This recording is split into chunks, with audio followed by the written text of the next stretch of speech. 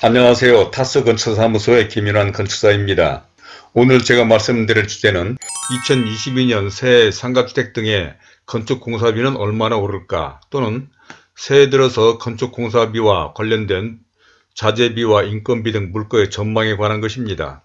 저는 본 채널에서 주로 상가주택, 단독주택 등의 설계와 건축 등에 관한 전문적이고 기술적인 내용과 함께 건축과 관련된 일반적인 이야기, 특히 재테크, 부동산적인 말씀을 드리고 있습니다. 이 두 주제가 상가주택이나 단독주택 등 건축을 하고자 하시는 분들에게 참고가 될 내용이고, 앞으로도 설계와 공사에 관련된 내용도 계속 보완해 나가겠으며, 이러한 내용을 알고 싶은 분들은 본 채널의 초기에 제작된 이러한 영상들이 많으니 참고하시기 바랍니다. 그럼 오늘의 이야기를 시작해 보겠는데,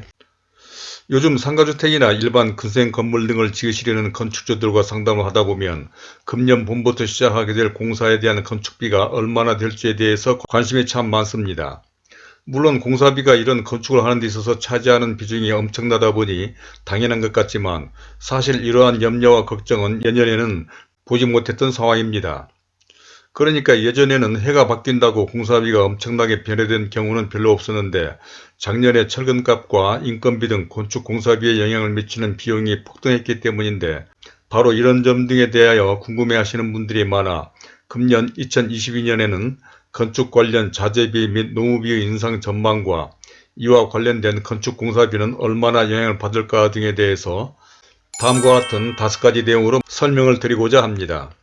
아무쪼록 이런 데 대해서 관심이 있으신 분이나 특히 상가주택, 일반 건물 등을 지으시려거나 투자하시려는 분, 또 재테크와 부동산에 관심을 가지신 분 등에게 참고가 되리라 생각하며,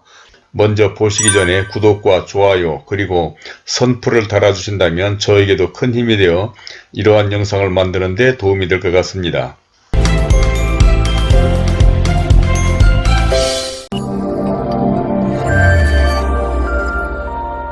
그럼 순서에 따라서 첫 번째로 새해 경제 전망과 경제 동향 분석에 관한 것으로, 새해 들어 각종 언론과 전문가들이 우리나라의 경제에 대한 전망을 내놓고 있는데, 대체로는 성장이 둔화되는 가운데 물가는 높은 수준을 이어가는 저성장 고물가 국면에 접어들 것이란 의견을 내놓고 있는 것 같습니다. 그러한 요인으로는 지난해에는 수출과 소비 개선에 힘입어 4% 가까이 성장을 했고, 소비자 물가 상승률도 연간 2.5% 정도로 높았으며, 경기가 코로나 침체에서 벗어나 회복 국면에 접어들면서 물가도 함께 오르는 고성장, 고물가 흐름을 보이기 때문이라는 것입니다. 또한 코로나 변이 바이러스인 오미크론 확산과 오는 3월 실시될 대통령 선거라는 정치적 불확실성도 성장 발목을 잡는 요인으로 부상한 데다, 물가를 끌어올리는 공급망 차질 문제도 여전하고, 또 미중 무역 갈등이 점점 심화되면서 우리나라 최대 교역국인 중국의 성장이 둔화되는 등 대외 리스크도 커져 올해 성장률은 3.2%를 넘지 못할 것이라는 전문가들의 의견이 대세라고 합니다. 이러한 것은 오는 3월 대선이 치러진 뒤에도 정치 불확성이 해소되기까지 시간이 걸릴 것이라는데, 대선 이후 정권이 바뀌어도 또는 바뀌지 않아도 정치적 불확실성이 커질 수밖에 없기 때문에 경제 전망을 어둡게 볼 수밖에 없고, 새 정부에서 어떤 정책이 나올지 모르는 상황에서 기업은 투자를 주저하게 되고, 소비자도 지갑을 닫으면서 금년에는 억눌렸던 소비와 투자가 살아날 것이라는 기대는 어렵다는 것이죠. 다음 두 번째로는 새해 물가와 도무비 인상 전망에 관한 것인데, 많은 전문가들은 2022년 우리나라 소비자 물가 상승률이 2% 정도 웃돌 것으로 내다보고, 이러한 물가 상승은 금년 상반기 이후에나 물가 안정을 기대해 볼 수 있다고 하는데, 이러한 요인으로는 글로벌 공급망 차질이 물가 상승을 야기했다는 것입니다.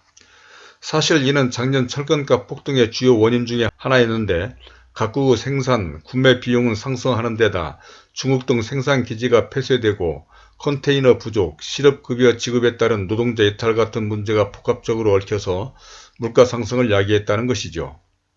또 오는 6월 지방선거까지는 유동성이 늘어날 가능성이 높다라고 했는데,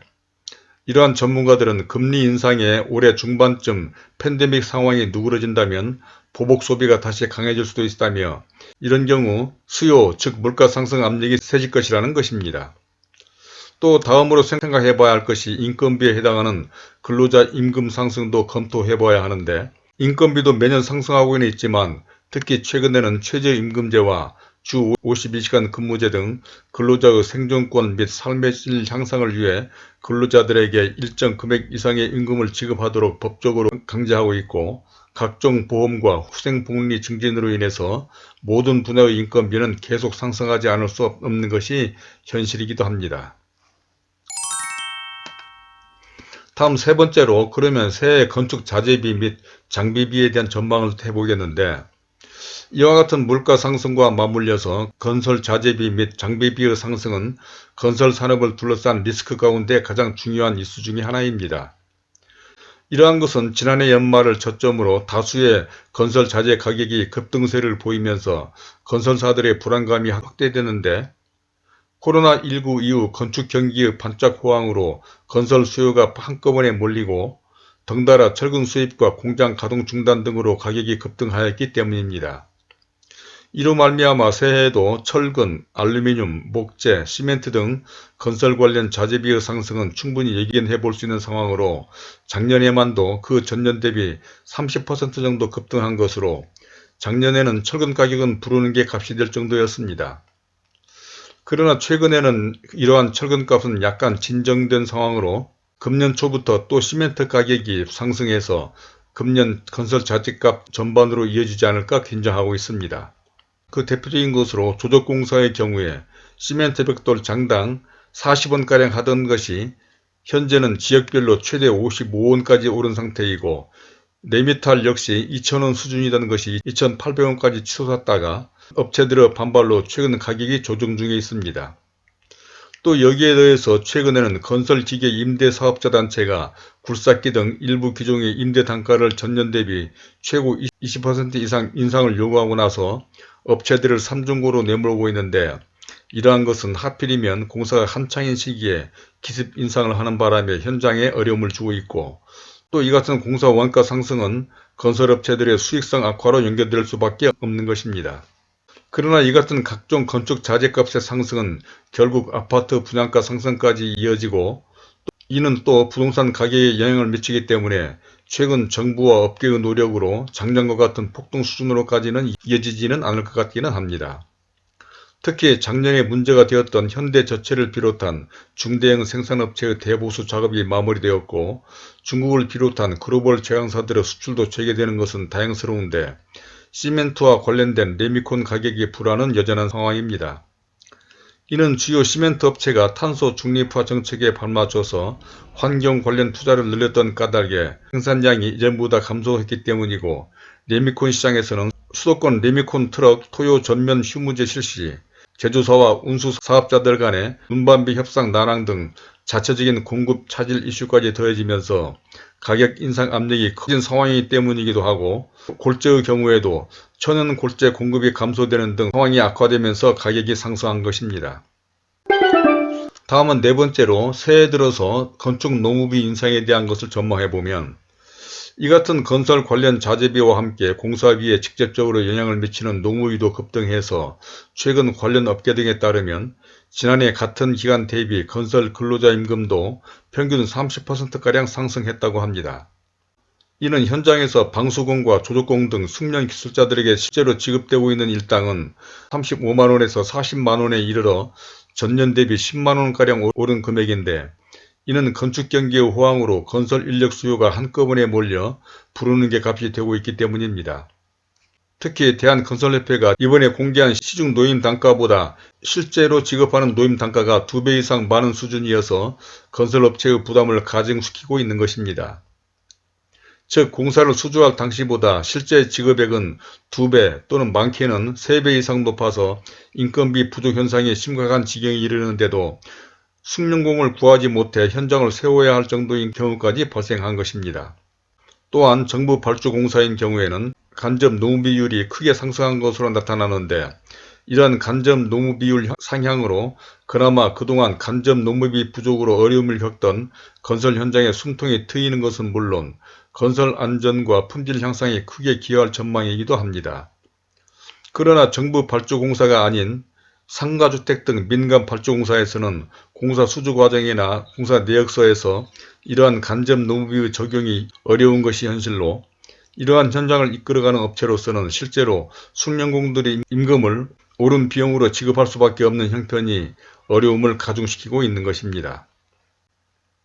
이제 마지막 5번째로 새 건축공사비와 상가주택에 관한 것을 말씀드리겠는데, 결론적으로 작년부터 이어진 각종 건축 관련 자재값과 노무비의 상승은 금년에도 계속될 것으로 예상되어 전체적인 건축공사비의 상승은 불을 보듯 뻔한 상황인데, 과연 어느 정도까지 상승될 것인가가 이러한 상가주택을 지으시려는 건축주와 관련 업계의 최대 관심사가 아닐 수가 없습니다. 즉, 직접적으로 공사비를 준비해야 하는 건축주가 가장 스트레스를 받을 수밖에 없기는 하겠지만, 또 금년에 새로이 공사를 수주하려는 업체의 입장도 난처하기는 마찬가지입니다. 그러니까 공사비 내역서를 작성하는 과정에서 과연 자재비와 노무비를 어느 정도로 책정해야 할지가 문제로, 물론 공사 내역서를 작성하는 시점에 자재비와 노무비로 공사비 내역을 만들기는 하겠지만, 그 단가가 실제 공사를 하는 시점에 어떻게 변동될 것인가가 염려되기 때문인 것이죠. 이러한 상황은 실제 작년 초에 공사 수주 계약 당시 철근값보다 실제 철근 콘크리트 공사가 시작될 때의 가격이 거의 배로 상승한 데다, 그러한 값으로도 철근을 구하지 못해 공사 중단되기까지 한 현장들에 속출했는데, 정부 발주 공사나 일부 양식 있는 건축주들은 이러한 현실을 반영해 줬지만, 그렇지 못한 현장에서는 직접 담당 공사를 하던 골조 전문업체에서 공사를 포기하려는 사태가 벌어지기도 했으니까요. 또 새로운 공사 수주를 위해서 공사비 내역서를 작성하려는 업체가 부담스러워하는 것은 실제 최근 상승된 자재비와 노무비 단가를 적용했을 때 과연 공사비가 얼마나 나올 것인가가 부담스러운데, 그러니까 아무리 공사비가 오를 것이라고들 짐작은 하지만 실제로 그런 단가를 적용했을 때 공사비의 규모가 커지면 그런 공사비를 건축주에게 제출하는 데 부담스럽지 않을 수 없기 때문인 것입니다. 즉, 신문 보도 등에서 말하는 것처럼 자재비와 인건비가 약 30% 올랐다고 가정을 한다면, 예를 들어서 평당 500만원 하던 공사비가 무려 650만원이나 되기 때문인데, 이에 대한 건축주들의 반응이 업체로서는 염려스럽지 않을 수 없는 것 아니겠습니까? 자, 이제까지 2022년 새해 들어서 건축 자재비와 노무비 인상 전망 등에 대해서 첫째로 새해 전반적인 경제 전망과 경제 동향 분석, 두 번째로 새해 물가와 노무비 인상 전망, 세 번째로 새해 건축 자재비 및 장비비 전망, 네 번째로 새해 건축 노무비 인상 전망, 마지막 5번째로 새해 건축공사비와 상가주택 등까지 말씀을 드려봤습니다. 어떻습니까? 물론 각종 생필품을 비롯한 물가나 인건비는 매년 오르지 않는 해가 없을 정도이기는 하지만, 작년 중반기부터 오른 각종 건축 관련 비용은 과거 그 어느 때보다도 비할 바가 아니었습니다. 그래서 상승된 비용들이 이미 공사비가 현장에 반영된 상태이긴 하지만, 그래도 막상 새로이 상가주택이나 건물 등을 지으시려는 분들에게는 대단히 불안한 상황이 아닐 수가 없고, 또 금년 새해에 어떤 변화가 생길지 주목되기 때문인데, 이 부분은 모든 것을 공사 계약 당시 작성된 공사비 내역서 단가를 기준으로 하는 것이 좋을 것입니다. 그러니까 이미 공사 계약서에도 물가 변동으로 인한 계약 금액의 조정이라는 항목이 있기는 하지만, 일정 금액 이상 물가가 상승되는 부분에 대하여 조정해주는 방향으로 하는 것이 더더욱 이런 상황에서는 합리적이지 않을까 싶다는 것입니다. 하여튼 어쨌거나 금년에도 물가나 인건비 상승에 따른 전체 공사비가 상승할 수밖에 없기는 하겠지만,